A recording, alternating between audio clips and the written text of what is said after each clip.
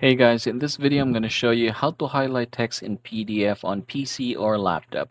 Now this is very important if you're using a Windows 11 PC. This is very simple and very interesting. I have this sample PDF right here. I'm going to right click that one, open with, and then choose Microsoft Edge. So this is going to work mostly if you're using Microsoft Edge. Yeah, you can do this if you have, let's say, Acrobat, but yeah, Microsoft Word is going to be, or Microsoft Edge is going to be for free version. Now you have the highlight button right here. You can click that one and then choose the color that you want to use as well as adjust the thickness. So once that's done, just go ahead and start highlighting now, just like so. And yeah, again, you can go ahead and choose a different color for different purposes. Say for example, like that. And once you're done, you have to make sure that you are going to save this by clicking the save button right here. Once you close that and open it once again, you can see that the highlight is still there.